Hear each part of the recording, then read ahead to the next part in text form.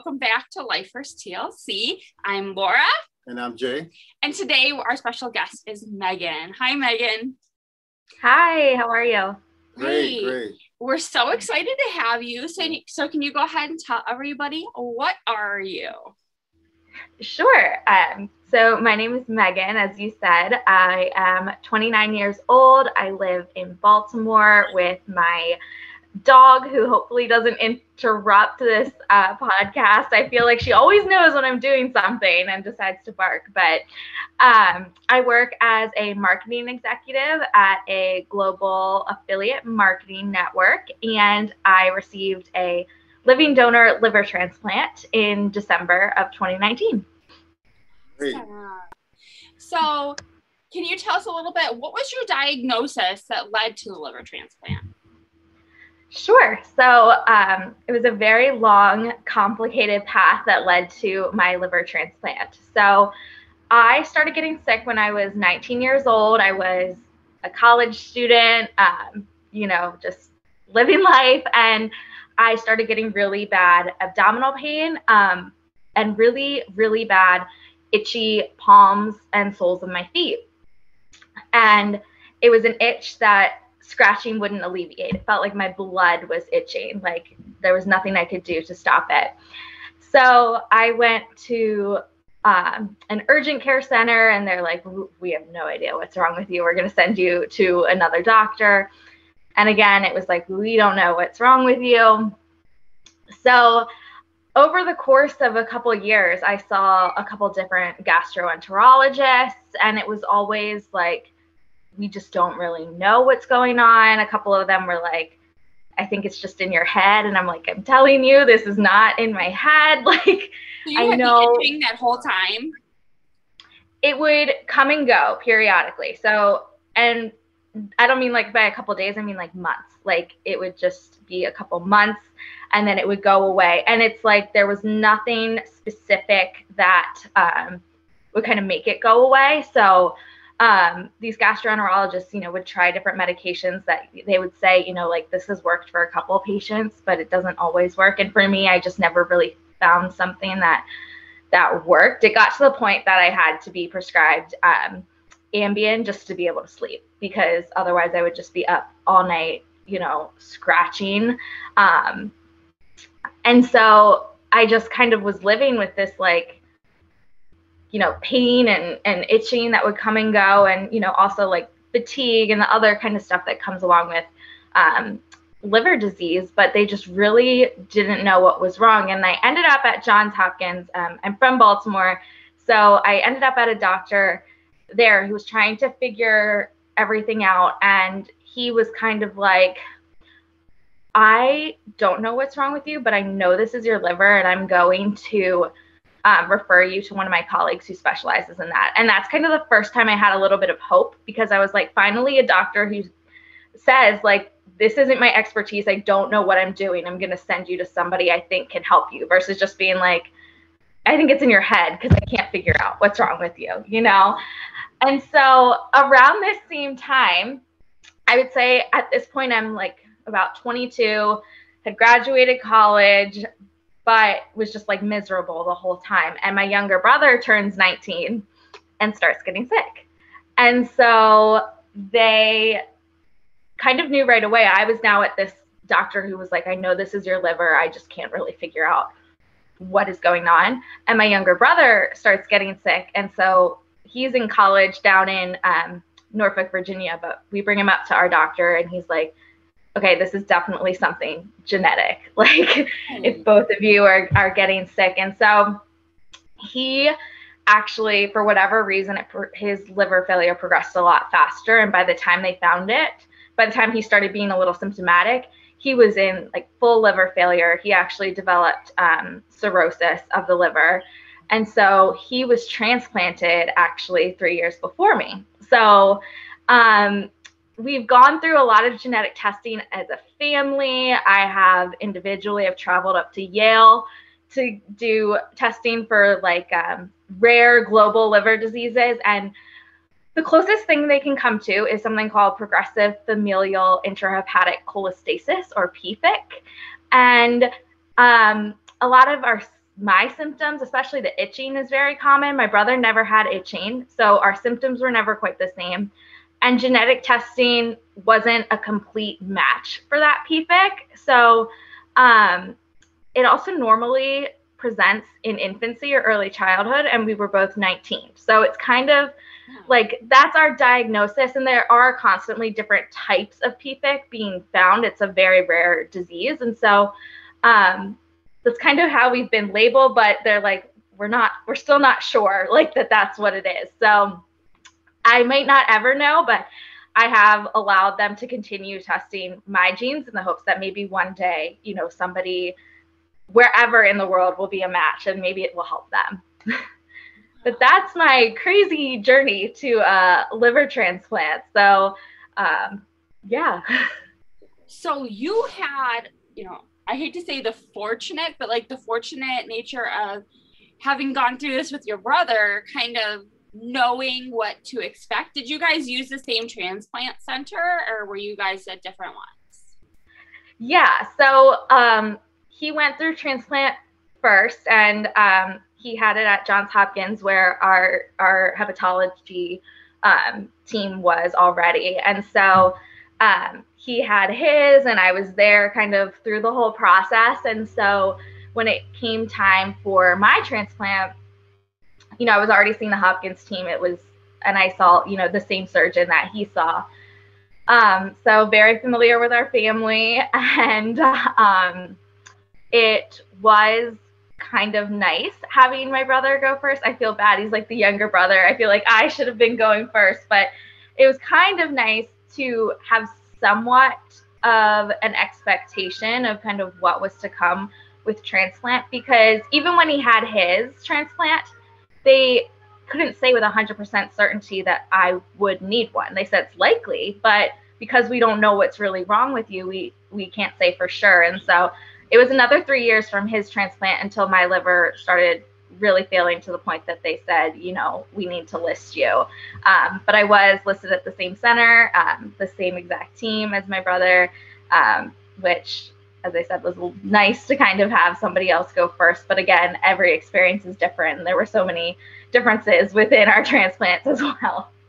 So tell me a little bit. So your doctor, your team said, yes, okay, we have to list you. What was that like? I mean, you'd kind of been expecting it, it sounds like, but, what was that? Was it a whirlwind? Like, how did that all go from the time that the doctor said, okay, we're going to list you up until transplant?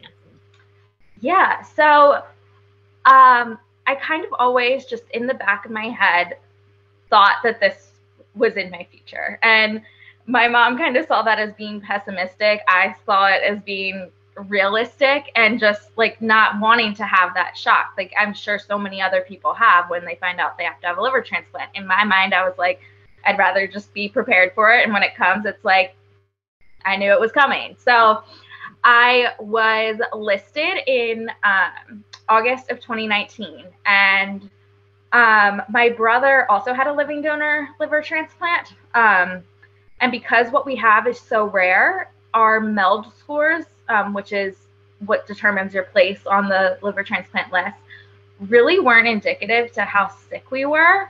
And so with me, the surgeon flat out was like, I can apply for some exception points, but realistically, like, you're going to need a living donor because I don't think your MELD score would ever get high enough. Basically, like, you would probably die before your MELD score got high enough to receive a cadaver liver. And I really didn't want to be, that sick when I received my transplant. I saw my brother be relatively healthy otherwise when he got his transplant, and I felt that helped him recover so well. So for me, it was kind of like a no-brainer, like, yes, let's do this living donor.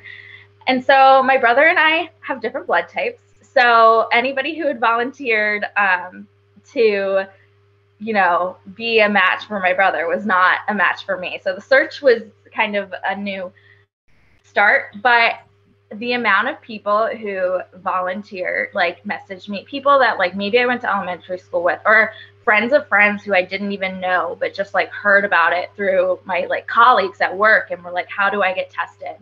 that was so moving to me because I was like, you know, that's just incredible. With my brother, I believe it was the fourth person to get tested ended up being his match. It took like a year and a half. So I knew it wasn't necessarily a quick process and that the first person to be tested often, you know, isn't a match. And so my uncle happened to be the first one to get his paperwork in and was the first one tested. And by an amazing miracle, he was a perfect match, which, you know, I totally did not expect that first person to be a match. And so he obviously went through very rigorous testing to make sure the procedure would be safe for him.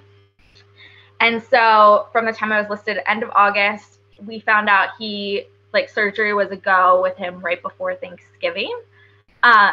So very quick timeline for me. I did not expect it to happen that fast. And then from there, surgery was scheduled for December 10th. So just, I think, 3 weeks later. So it was pretty quick. And I feel fortunate, as I said before, that I was able to be transplanted when, besides, you know, liver failure, I was relatively healthy otherwise, because I do think that has made a huge difference in my recovery. So awesome. How was your recovery time? Well, you and your brother, how were you guys' recovery times in as far as getting back to feeling like maybe 100%? Yeah, so it's kind of hard for me to really remember my brothers. I think both of us were in the hospital after transplant for about 2 weeks. And both of our donors were only in the hospital for about 5 days, which is just like incredible. But I want to say we were both in the hospital for 2 weeks, and then we both recovered at our parents' home. For me, I think I stayed with them for about a month. And then I felt good enough to kind of come back to my house where I live, like by myself, and I felt like I could function fine. And then I returned to work at 2 months post-transplant, but on a part-time basis. So I would do half days. And then for me, coronavirus hit. And so that threw kind of a whole new thing on top of it. So I feel like in that aspect, it kind of made things a little bit harder, because harder for me to necessarily feel normal, right? Because nobody was feeling normal during the pandemic. So spending so much time in my house and just feeling tired all the time. And it's like, well, you're tired because you're not doing anything, because you can't go out and do anything. So that was hard. But I think from a recovery of the actual surgery, my brother and I, our journeys were very similar.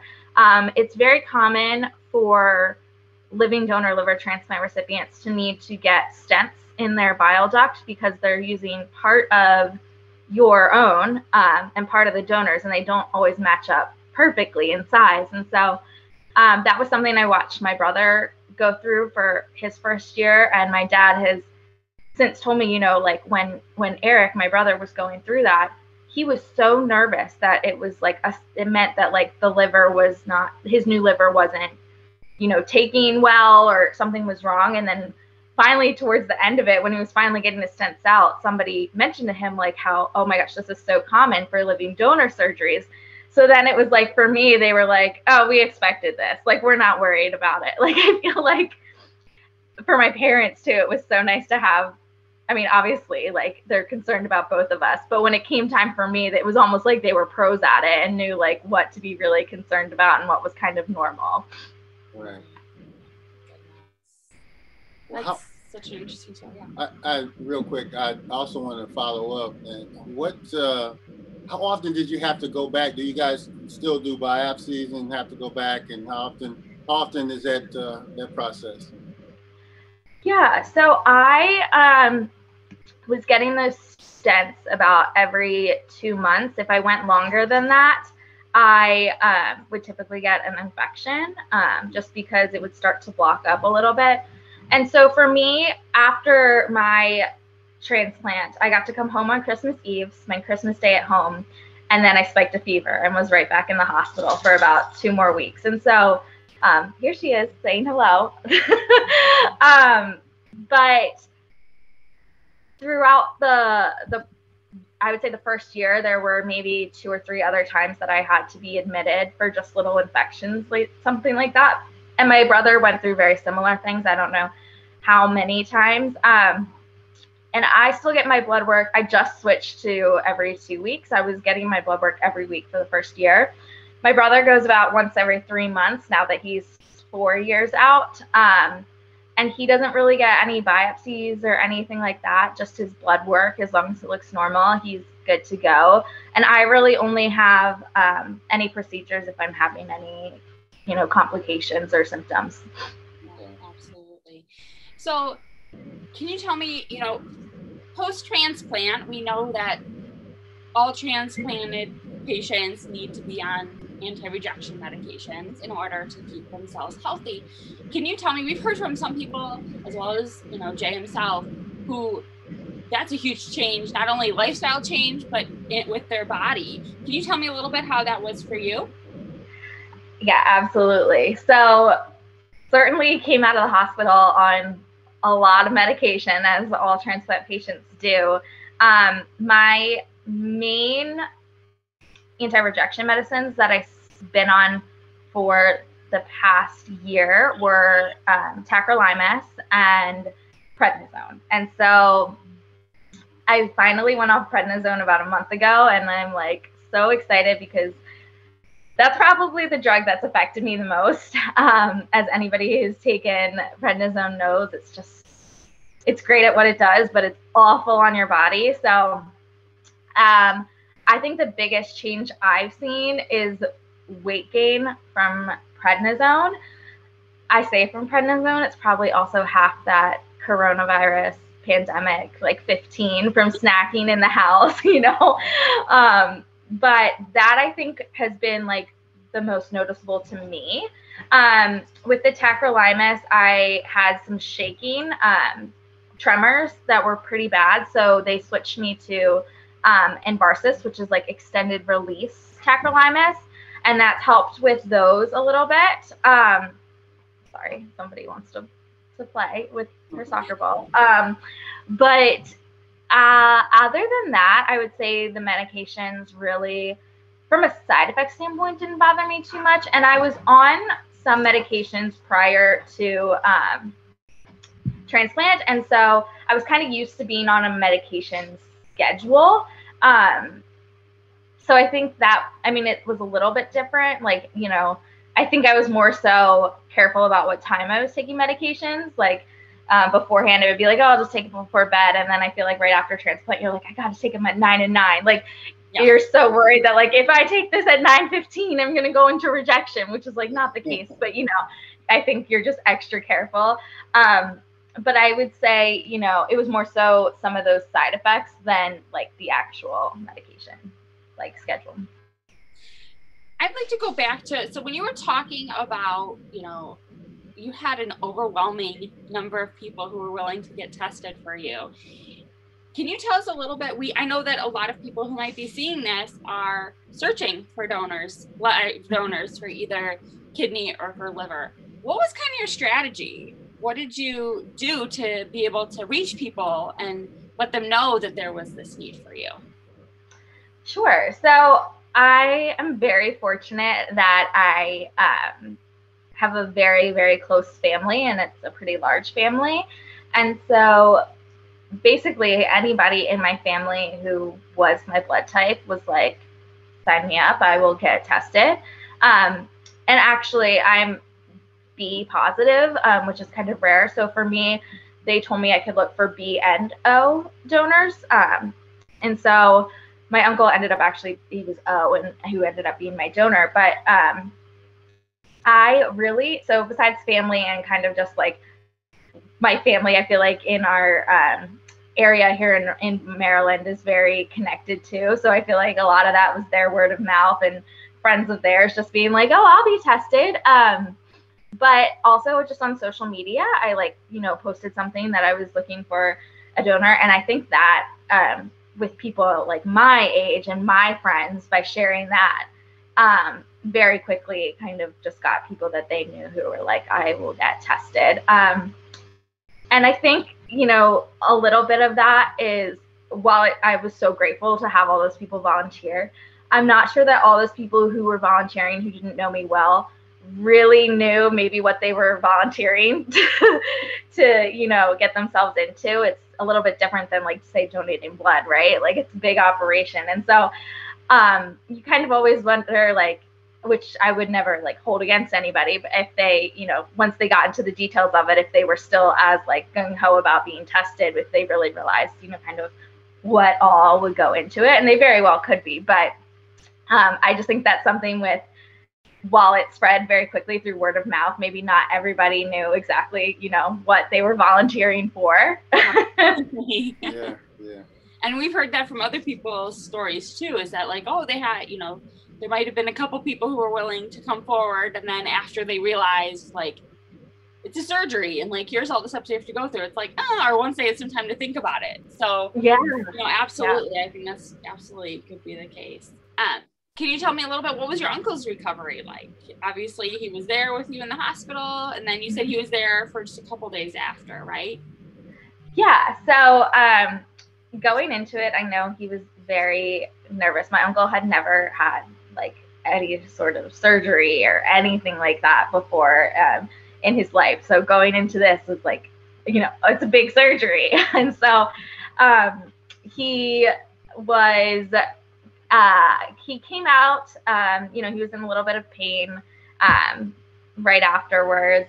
I joke with my dad all the time that girls have a much higher pain tolerance, because I can remember my brother, like, going to see him after his transplant, and he was just, like, constantly pressing that pain button and, like, moaning in pain. And, like, anybody who came in my room, I was, like, making jokes, and I was like, I'm freaking amazing, I got a transplant, like, and that's what I was telling everybody. And so same with I hear my uncle was in quite a bit of pain right after the surgery, as to be expected. But at Hopkins, they're very good both about patients and donors getting us up and walking, like, as soon as possible. And we were very fortunate once I moved from the ICU, which I was only in for about 12 hours before I moved to the transplant floor, which is where my uncle was. So it was down the hall, so he could come over, and see me pre-COVID times. And so that was really nice. And he was up and, like, walking right away and eating and felt really good. And when he went home, people sometimes ask what his limitations were, and he really wasn't. I mean, in that first month or so, they say, no heavy lifting, obviously no drinking while your liver's healing, but nothing that was, like, really getting in the way of his life. And then his liver regenerates, which is so cool. Yeah. So I received his left lobe, which was 30% of his liver. Typically that's, like, what adults would give to pediatric patients, but I'm 5 feet tall and much smaller than my uncle, so I received his left lobe. So his liver didn't have quite as much to regenerate, so his recovery was a bit faster versus, like, my brother's donor, who gave his right lobe, and he had to regenerate a lot more of his liver. But my uncle, I think by, like, 3 months, his liver was back to, like, 90-something%. And it doesn't always grow back to 100%. Your body kind of knows, like, what it needs, and it will stop there. And so he, just like I had follow-up appointments, he did as well, to check for his incision and then check his liver. He would get blood work done and visit, I want to say, at, like, 3 months, 6 months, maybe, and then, like, a year. And everything's been great. Like, he looks good. He likes to say that, thanks to me, right before surgery, he had to lose a little bit of weight. So he's like, that's a plus too that happened because of donating. But yeah, I mean, overall, like, he would tell you he would do it again and again in a heartbeat, that it was 100% worth it. Awesome. Has your relationship with him changed at all since the donation? Yeah, I mean, like I said, my family has always been very, very close. So I've always been close with him, but I feel like we'll always have, just a special bond. And right after transplant, like, we would go to lunch and stuff. And then obviously the pandemic kind of put a stop to that. so I haven't gotten to see him quite as often, but we will chat, you know, and a lot of times it'll just be like, you know, thinking of you. And he knows that I'm just so grateful for everything that he did for me. And like I said, he says he would do it again and again. If you think about it, that hasn't been that long ago, right? I mean, it's a very recent transplant because last year was kind of just a wash. So, so it's still in 2019. It's been just maybe just a year and a half almost, right? And yeah, absolutely. So. I know. I'm like, I don't really count last. Like you think about it, and I'm like, it was 2019. Like that sounds like it was that long ago, but it doesn't feel like it was that long ago because like, what did I do in 2020? Like nothing. So. Extended recovery that you didn't need, right? Yeah, I mean, I will say I do think it was in a way a blessing in disguise. Obviously, being freshly transplanted with the pandemic was scary because, you know, you're on higher immunosuppressants and just it was scary. But at the same time, I think it was a little bit helpful to me to know that kind of everybody had to slow down. You know, didn't have that FOMO of like not going out with people because nobody was going out. And I think, you know, switching to work from home was nice too. Just, I think that helped with recovery too, because even just, I mean, I live like 10 minutes from where I work, but honestly, just like the getting ready and getting in the car and driving like right after a transplant, that's really exhausting to you. It's like I would get to work and be like, hey, I'm ready for my nap. So like, I think that, you know, it's been kind of a blessing in disguise and allowed me to really recover, but still, you know, work at my job and feel good every day. So, yeah. That's great. So, can you tell us, what do you think out of the whole situation, the whole transplant, leading up to it, recovery, all together, what was the biggest challenge for you? Yeah, I think for me, the biggest challenge was probably just in the recovery period and feeling just, I think, like not as strong as I used to. Like, I think it's a little bit frustrating in the beginning, just feeling like you can't really do things that you couldn't, or, you know, you just building up that strength again. I'm still working on that because pandemic, I didn't really get out and do as much. So right now I'm working with a trainer to just try to get strength back and lose some of that prednisone weight. I think mentally that's been the hardest part for me, recovery wise, is seeing my body change. Not even the scar, like totally fine with this battle scar, but I think just, you know, I've watched my body change a lot from medication and lack of exercising. And really, I told my trainer, you know, my first thing is strength. Like I can walk just a little bit, like in a store, and I get winded, and it's like, or I walk a little bit and my muscles hurt because they're just gone from, you know, bed rest so much. And so I think that for me was the hardest part. I think I was prepared for a lot of the actual like transplant part of it and knew that there would be some pain and I was going to be on medication. I think I prepared myself for that, but I don't think I really prepared myself for how much of a mental struggle it would be for me watching my body go through the stages. It takes a while to bounce back, and just speaking from experience, it takes a while to bounce back, but you know, eventually you get there. It's just for me personally, I did a little bit of occupation or physical therapy afterwards. So, but you know, what you're doing is, like you said, working with a trainer is just a great. It should, you know, give you a kind of a little jump on your recovery, because it really helps.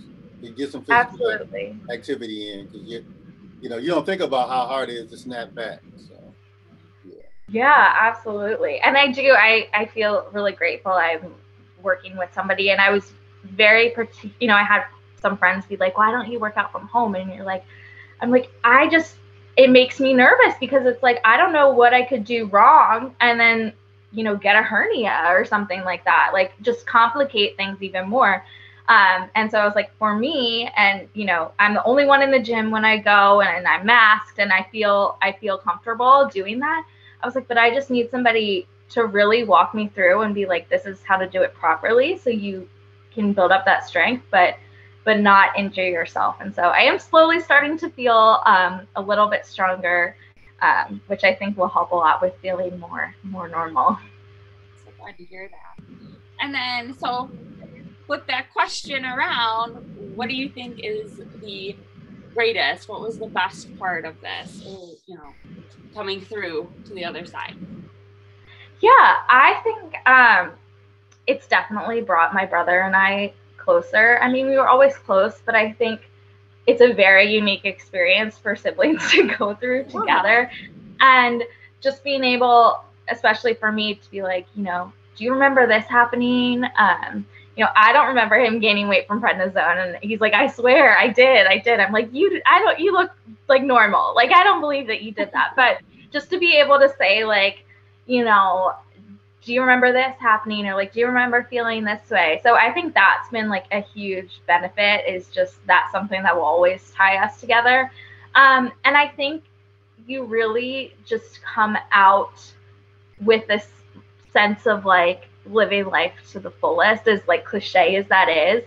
I feel like it's changed my mindset to kind of, I used to just have like a lot of social anxiety, and I would be anxious about stuff. And I think now I'm just kind of like, I don't care what other people think. Like, it's like, it's my life, and I've been given a second shot at it, and I'm going to do like what I want to do. And I don't care anymore, like what people think. And I think it's this weird feeling of like, I've been through something like that most people couldn't even imagine. And so it's almost like, why am I going to care what other people think when like I'm this like really strong, person who's been through so much. And so I think that has been a really positive thing. And then just connecting with other transplant patients, being able to share my story and connect with other people, I think has been such a huge blessing, especially during the pandemic when you really can't connect with people in person. Being able to connect with other people who know exactly what you're going through, and know really how you're feeling, and also just being able to, I think it gave me a little bit of more of a purpose. I was always, ever since my brother needed his transplant, I've been very, like pro donate life and organ donation, but I think it's given me more of a platform, being able to speak from really like personal experience going through it myself. And so I think feeling that purpose that I'm able to do good through sharing my story has been a really positive thing as well. I think there's so many positives that have come out of. Right. I know. I'm glad that one is such a, is a much easier question. And then another question that I really like to ask people, especially recipients, is what misconceptions have you heard? Like when you've told people you're a recipient, or when you were going through the process, what's like the biggest misconception that you could help us clear up now? So I think a lot of it was a lot of people not even realizing that you could have a living donor for your liver. Like a lot of people just, I think you hear about kidneys more so because it's more common. So there were a lot of people who were like, I had no idea like your liver could do that. And then just talking about how, it regenerates and how cool of an organ it is. That has been something that I feel like a lot of people didn't know about. And I just think there's a lot of things about transplant, and it's hard for me to even think of like one specific thing, but just the whole transplant process in general. I feel like, I'll say like, I never really liked grapefruit anyway, but I'll be like, on tacrolimus, my medication, I can't eat grapefruit. And people will be like, oh, I didn't know that. Like I didn't know that transplant would make it so you can't eat things like anymore. Or for me, like, green leafy vegetables still are hard for my body to digest and break down. And so yeah, people just being like, I think a lot of people think like you get a transplant and then you're just like, woo, I'm great, like everything's normal. And I think a lot of people just didn't realize how kind of like grueling the recovery process would be for me, and how, you lose all of your muscle. You're really kind of like learning how to gain all that strength back. And so I think that's just been the most common like misconception I've seen, is it's like, it's not like breaking a bone and it heals and you go back to living your normal life. Like, it's a complete lifestyle adjustment. And I think a lot of people don't realize that if they haven't been through it or know someone who's been through it. Mm-hmm. Wow. People don't realize it's more of a treatment than a cure, right? So yeah, I say that all the time, that, you know, transplant's a treatment but not a cure. It's a handoff. Like, you are getting the second chance at life, but it doesn't come without, you know, medication side effects and other things that are still going to impact your life. It's not like a magic snap your fingers and everything's fine and dandy. I totally relate to the grapefruit thing too. So I'm that was something I learned when I met him. I was eating one. I was like, "Do you want some?" He's like, "I can't have grapefruit." And I was like, "What? Why?" And so he had to educate me on that. And that was one of those things, like, you just don't even think about, like, random fruit that you don't even really think about unless you really want one, and you just can't have it because it would interact with life-saving medication.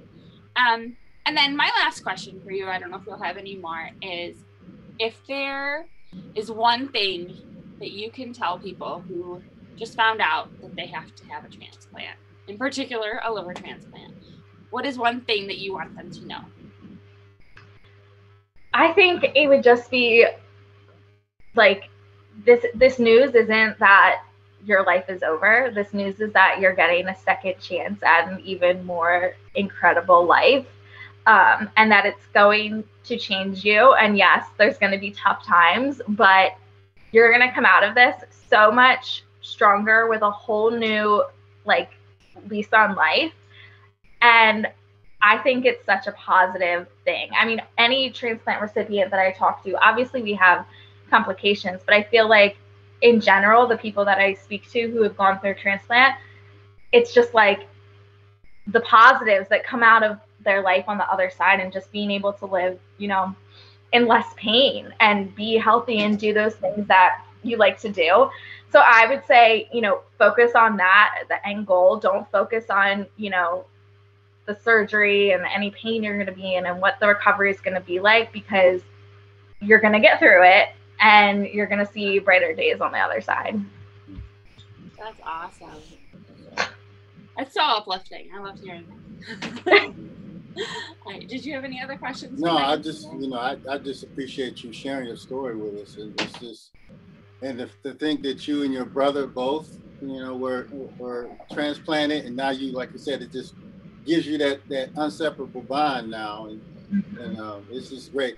Also, that you could have a family member, you know, actually, and your uncle who was a match, and that it's just, you know, so many things just happen just right, you know, in a lot of in your case. So, you know, it's really kind of inspiring to hear your story.